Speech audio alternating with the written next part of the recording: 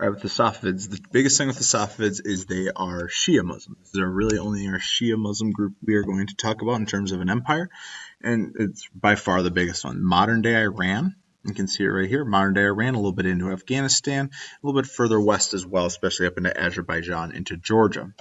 So, what do you got to know about these dudes? First, Shah Ismail.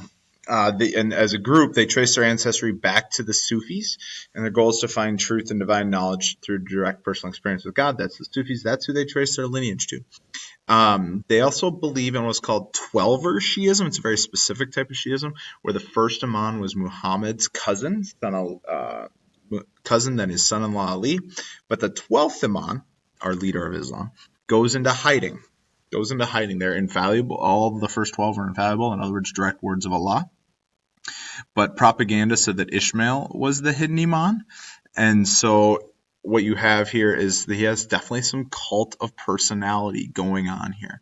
Some definite cult of personality going on with Shah Ishmael. He definitely has also some pieces where they're really good at conquering. He would enforce his faith when he does conquer. He conquers the Iranian plateau and tries to take over some other areas as well. However, they really have some problems. They have no natural defenses and no navy. What they do in terms of an army, they conscript the army, meaning you are forced to participate. But they also take soldiers and kind of put them in a system similar to the Ottomans with the Devonshire system. It's not nearly as elaborate or good. And they are going to have these soldiers with these awesome hats here. Look at that hat. That hat's awesome. Called the Kizibash.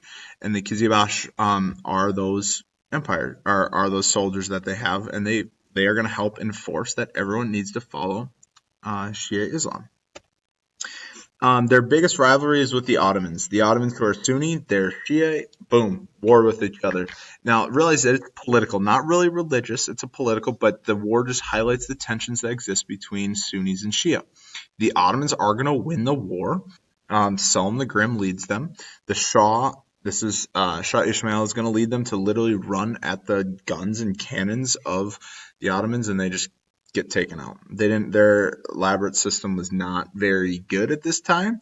Shah Abbas is going to greatly build up their military later, after they had already lost. The Battle of Chaldiran stops Safavid advances, and the Ottomans basically then say, all right, you're stopping here. We're going to go back, concentrate on the Mediterranean where we can get more wealth. Shah Abbas is great. He brings gunpowder weapons. He defeats the Uzbeks, continues the Kizibash and their growth, and he starts to control religion and politics. In other words, you now have a theocracy that's starting to form, and so he's going to try more and more and more to build religion into the politics of the Safavid Empire. The other thing here, kicks the Portuguese out of Hormuz. It's right here. It's this little strait right here. It is very much so one of the main passageways to be able to get into the Persian Gulf today. It's huge with oil today. So Safavids, they're Shia, they conquer, they lose to the Ottomans, and they create, in the end, a very conservative version of Islam, or Shia Islam, with a theocracy. You should also know what Twelver Shiism is.